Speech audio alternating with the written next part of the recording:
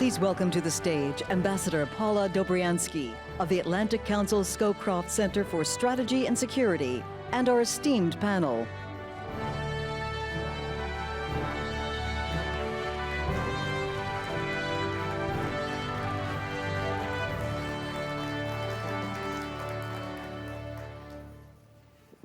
Good afternoon, everyone. We're very excited about having their excellencies, shall I say, your excellencies who are here, the respective presidents of the 3 Baltic countries. We have President Gitanas Nausėda of Lithuania. Welcome. President Alar Karis of Estonia. And President Edgars Rinkēvičs of Latvia. Really, welcome to you. We have a good number of topics that we have to discuss and get your perspective on. I think we all know the news of the day has been very focused about really striking and shocking Russian incursions and provocations, first a number of weeks ago into Poland and then into Estonia. And we're going to hear from you in a moment, but I'm going to go to you, President Nausėda, first to give your perspective. What is going on with this? There's been a condemnation. I believe there's been a call for an invocation of Article 4. You might want to say a word about what it means to invoke Article 4 from NATO. But also today, this was to be taken up by the UN Security Council. Was it? What were the results? What is your perspective on this? Because one last point here that's important, there have been different comments made about why this happened. The Russian side said it didn't happen, and they denied it. But one of the fundamental reasons was that this was a test about NATO preparedness. This was also an intelligence gathering mission, both in Poland and Estonia.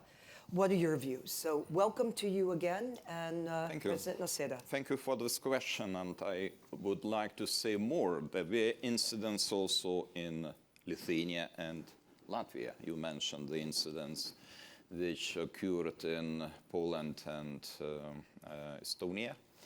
So it's becoming kind of business as usual, those violations of our airspace.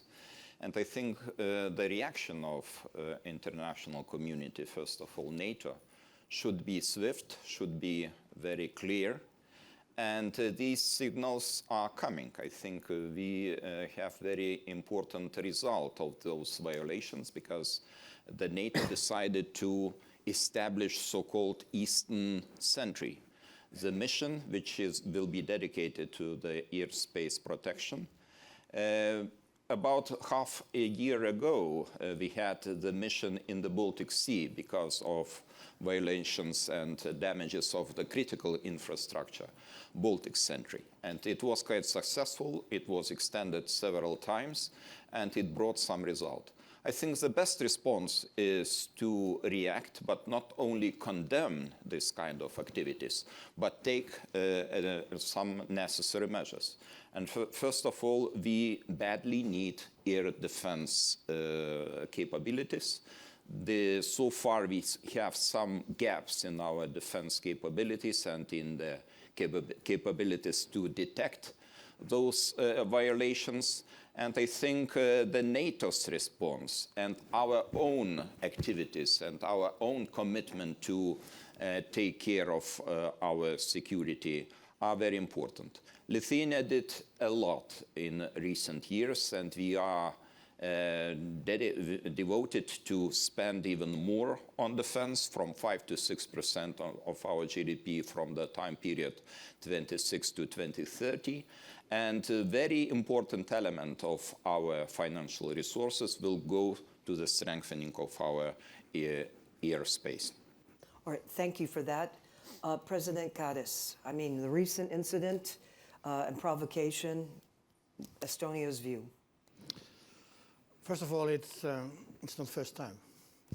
And we have counted it since 2003. We joined NATO 2004. This has been 83 times. with violation of our borders. So it's something which we are already accustomed. But of course, I mean, the geopolitical situation has changed during these years, and we have to act. And actually, we did act. That means we have NATO fleet in Estonia, and we reacted on this, and we sent these fighters back to their own route. And of course, we don't use responders. That means we don't see and we don't hear them. So, and of course, Article 4, we opened this as well, and we'll see what the result is. But we, as you mentioned already by my colleague Nausėda, President Nausėda, that we should do something more, not only air policy, but we should focus on air defense in our region. So this is what's happening now. And today, Security Council also discussed this in front of members, and yes, today, yes. So, but of course, Russia denied that these things didn't happen, that they crossed the border. Just to remind you that when it happened in Turkey, when the Russian fighter was taken down, they also denied. So this is a usual response from Russian side. But what's important that we should do everything what these kind of things don't happen anymore. So it's not the question whether you take these fighters down or not, but we should deter Russians away from our borders. And what about Latvia, President Rinkēvičs? Well, I think that my colleagues already very eloquently outlined some of those points. But what was missing? But there is a couple points I just want to make. I think that, yes, definitely what happened with Russian incursion in Poland and also in Estonia, that is about test of NATO, both political and military test. There have been very different, let's say, voices saying whether we have passed or not. But look, we have Polish fighters, and not only Polish fighters, but also other allied fighters intercepting those drones. The lesson that we are now learning is that actually you don't use very expensive equipment to shoot down very cheap drones. So what is needed is an anti-drone system. Number two, in Estonian case, the air policing mission worked. However, what we see that we need air defense mission because some of the rules of engagement for air policing are much more liberal than those for air defense. Number two, when it comes to other tests, I think also Russia tries to divide allies. I think that they hope that actually both at NATO level, but also here in the United Nations in New York, probably the kind of reaction that they expected would be a bit murky. But no, I think that what we have seen, all allies have been in real solidarity with the UN Security Council discussion, or tomorrow we are going to have Article 4 on Estonian case, but we also had Article 4 when it comes to Poland. But also it's about our societies, because of course Russian propaganda tries to use this kind of testing, also trying to convince people that, look, NATO is weak, NATO is not going to defend you, you have to think twice. And finally, I do believe also that this was a bit kind of attempt to get resources that we devote to Ukraine back to our own defense. But we still believe that Ukraine is our first line of defense. By the way, may I just ask you to say a word to tell our audience what Article 4 is? Well, Article 4 means that if any country, NATO member state, feels that there is a very serious challenge to its security, sovereignty, or territorial integrity, then that country in question can ask for consultations with all other NATO member states within the North Atlantic Council format. And that is the procedure that has not been used very often. I think that, I may be mistaken, but someone told me that in last 20 years, was it 6 or 8 times, which shows that that's not the procedure where ambassadors keep coming and talking about everything. Well, it's very timely. Please. May I add one thing? It's Karis. not only with fighters and drones, it's also critical infrastructure, which was mentioned already by my colleague. And we see shadow fleet going up and down in Baltic Sea.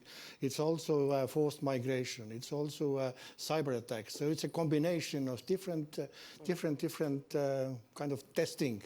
NATO and members of NATO alliance. Well, your country, I believe, well, maybe several decades ago, you were cyber attacked by the Russians. And you really, however, you moved and you've really have fortified yourself in terms of your own position on cyber and cyber defense. Yes, I mean, it happened in significant. 27. So, and we realize it's an important issue. Yes. And we started to develop our defense on that topic as well. So, and we are also convinced others. It's also a mean of attacking countries. It's not only kinetic attacking. So. Yeah, Well, please.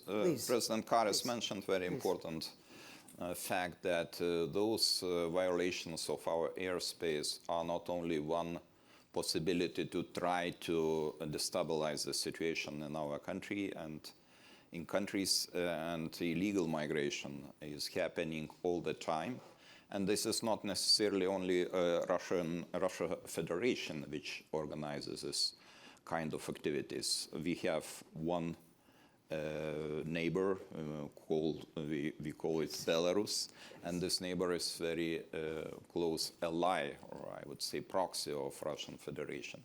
And this is pretty clear that, especially in the beginning, 2021, as illegal migration started, it was really organized hybrid activities of Belarusian authorities in order to destroy the confidence in our societies and to bring this uncertainty into our societies and to show that external border of European Union, because we are talking not only about our national borders, those borders are external border of European Union. And it was the attempt to show that those are not defended and European Union cannot defend itself.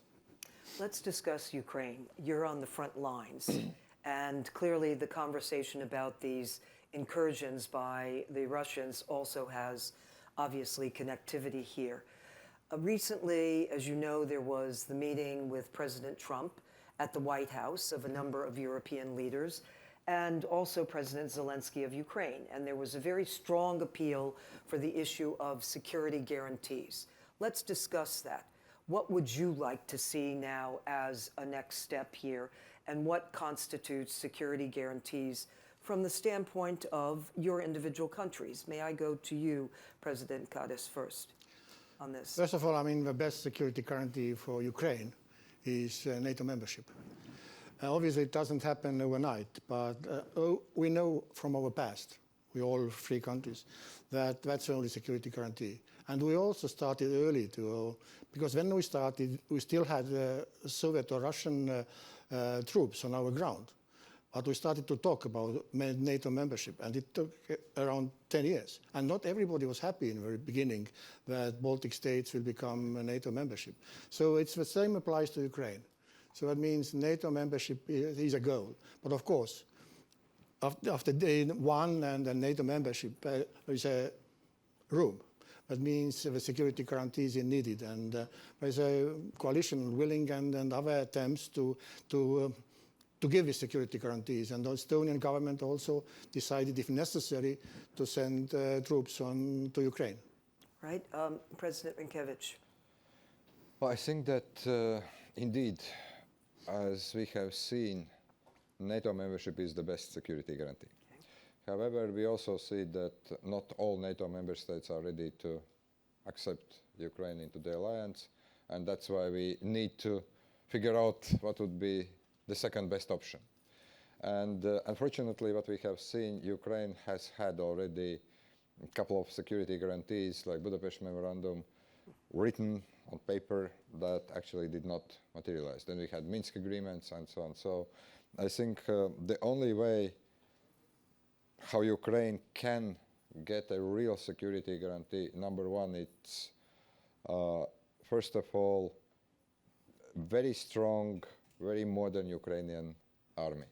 I think that's the best security guarantee that Ukraine can get with our help and assistance, sending weapons, sending necessary equipment, and also, frankly, both learning from Ukraine, but also where it is possible, training Ukrainian forces. Number two, yes, we talk about putting some kind of military contingent troops on the ground, but I think that then it is very important that we do understand what kind of mandate we give, what would be the rules of engagement, and number two, we also need to figure out how to actually strengthen both Ukrainian security, but also the overall security of NATO. So from that point of view, indeed, Ukrainian armed forces, some presence of European troops with backing from the United States, be it logistics or any other form. But what I'm now currently seeing is that while military guys are working on many plans, we still are trying to figure out how to proceed when it comes to the political process. And here, of course, we have certain difficulties. All right, President Nausėda, same question. Is it about NATO membership? Is it about, you mentioned earlier, air defense capabilities, and how crucial that is in the equation? And your colleague here, Lithuania, mentioned the same in terms of the kinds of defenses Ukraine needs. What is your perspective on what's needed at this time? Separate short-term and long-term, because long-term, of course, the colleagues are right. I think that is cheapest and most credible option to invite Ukraine into NATO. But we need the consensus of 32 countries at the table, and this consensus is not there. So probably today, or looking from current perspective, it seems to be impossible. The second option was mentioned by both presidents, and this is a strong Ukrainian army. This is very expensive. 800,000 soldiers fully equipped with sufficient level of ammunition, infrastructure. This is very costly. But this possibly is only one realistic alternative to withstand the pressure of Russian Federation. And if we look short term, of course, the supply of military equipment, and there are different forms how we can help Ukraine. We can provide military equipment directly. We can provide the financial resources. My country is participating in so-called pool project, meaning that prioritized list of equipment to Ukraine. We are part of Patriot project, and we are ready to provide necessary financial resources. So those are the measures which could help Ukraine to defend itself in the short term. And of course, there are other forms of security guarantees, like the membership of Ukraine in European Union. And this is very important to find a consensus, at least regarding this question in European Union, because you know that there are one or two countries which do not allow to open the first clusters of negotiations. And of course, without opening of those clusters, we cannot proceed, we cannot go forward, and this is really upsetting, I would be frank. I'm going to ask you all a quick question, if I may, and I'll go to you first, relevant to Ukraine. Do you think that Putin is really going to come to some terms at the table and accept something short of really taking over Ukraine? I mean, it's very moment we didn't see any willingness to stop his war. That's a problem. And of course, preconditions of everything what you're talking about is a peace agreement or ceasefire. And even then, we need security guarantees because, again, from our history, we had a peace treaty with Russia from 1920. But already 4 years later, we started an uprising in our country, and in 1940, they managed to invade us. So that means a peace treaty with Russia doesn't really matter much. That means the these defense guarantees are needed to Ukraine. And there hasn't been a ceasefire either. May I ask about the United States, and may I go to you, President Rinkēvičs, first, and same question. With your own country, how do you see the relationship now with the United States? And how are you collaborating in light of these security challenges? As great as always. We have had very good relationship since regaining of independence. The United States have been really instrumental in helping us to build armed forces, training them.